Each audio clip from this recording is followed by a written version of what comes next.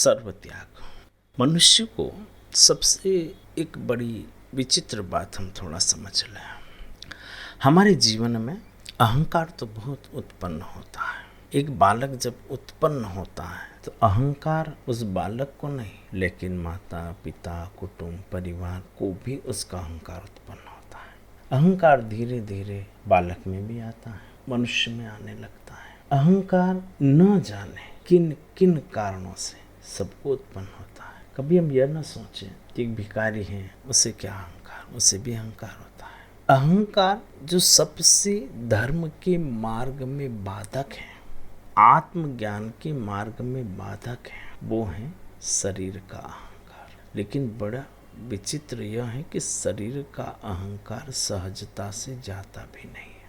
और जब तक शरीर का अहंकार, सौंदर्यता का अहंकार, हमारे स्वास्थ्य शरीर का अहंकार हमारे पास होता है, हम अपना चित्त हम परमात्मा में पूर्ण लगा नहीं सकते। अब ये शरीर के साथ हमारा खाना, सूंघना, बैठना, उठना, धन, पद, प्रतिष्ठा आदि इसी के साथ जुड़े हैं।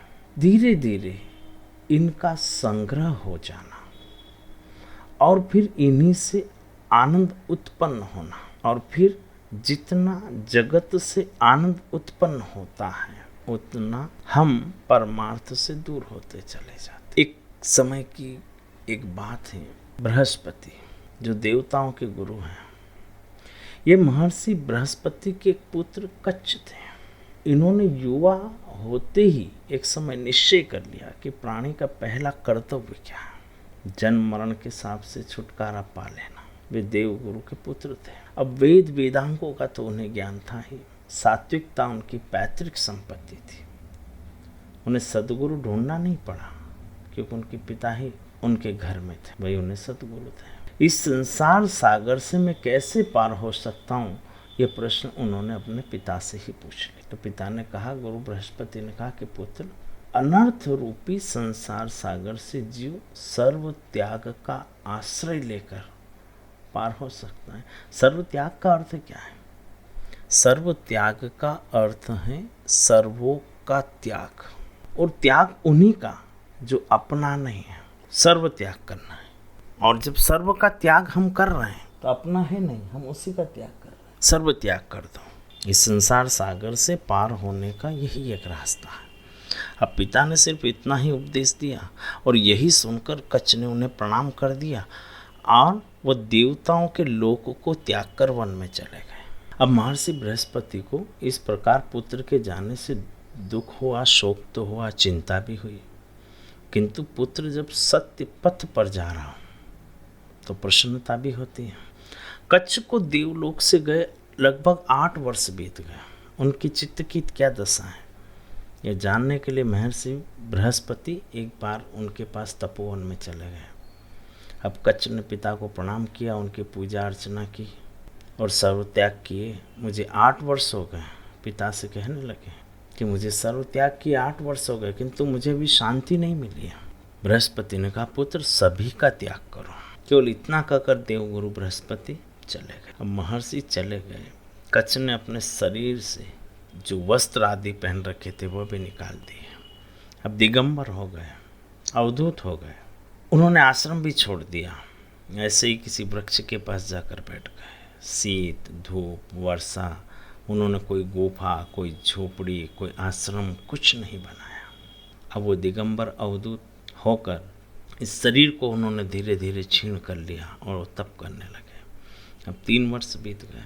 महर्षि बृहस्पति कच्छ के सामने एक बार आए। इस बार उन्होंने पुत्र को अपने गले लगाया।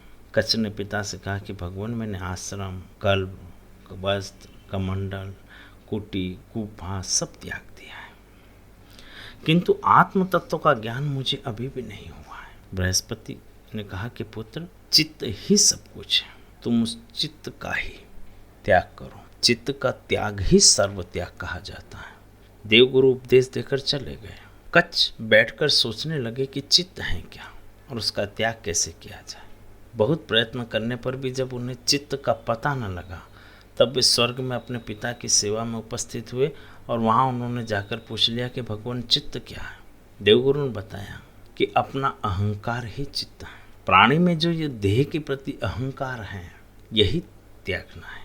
कच्छ के सामने एक समस्या आ गई। उन्होंने फिर पूछा, इस अहंकार का त्याग कैसे हो सकता है, यह तो असंभव लगता है। गुरुदेव ने कहा कि पुत्र, अहंकार का त्याग तो कोमल पुष्प को मसल देने जितना सरल है, सुगम है। इस त्याग में कोई क्लेश है ही नहीं।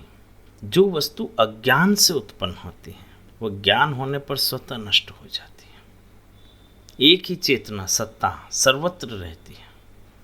उस साक्षी के अपरिचय के कारण देह में मोहवश अहंकार हुआ है।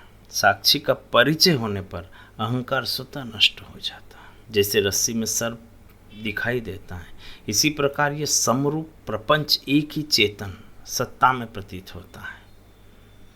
इसकी कोई सत्ता नहीं है। अनादि अनंत चैतन्य मात्र ही सत्य है।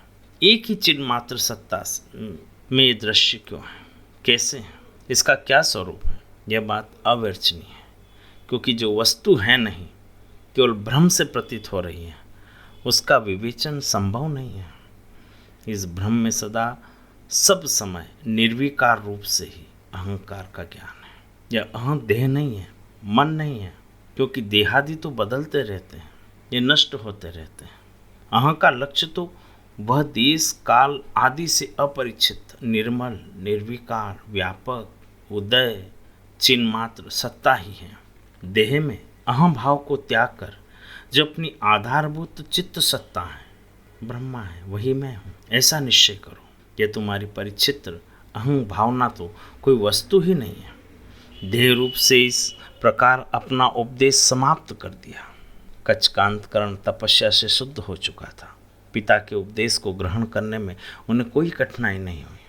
उनका ममत्व और अहंकार नष्ट हो गया। वे शुद्ध आत्म तत्व में स्थित हो गए। जब हम ये समझ लेते हैं, जानते तो हम हैं, जानना और समझना दोनों में बड़ा अंतर है। जब ये हम समझ लें, सिर्फ सुनने मात्र से नहीं होता है, इसे हम स्वीकार कर लें कि यह हम नहीं है। हम क्या है यह हम समझ लें, यह आत्मा जान लें। हम इस शरीर को अपना समझते हैं। जैसे एक व्यक्ति का नाम कुछ भी है, और उसका नाम है कब तक है, जब तक उसमें प्राणों का संचार है। अब शरीर का नाम नहीं है, जैसे ही प्राण गए वो देह हो जाता है, वो पार्थिव शरीर हो जाता है, उसका नाम नहीं रहता। फिर कोई नाम से नहीं पुकारता, ये पार्थिव शरीर है, इसे उठाओ, इसे ले जाओ। और जीवित अवस्था में आत्मा इस शरीर को पार्थिव स्वीकार कर ले। जीवित अवस्था में हमारी आत्मा इस शरीर को पार्थिव स्वीकार कर ले। यह परमात्मा की ओर जोड़ना और संसार से विरक्त होने का भाव होता है। ओम।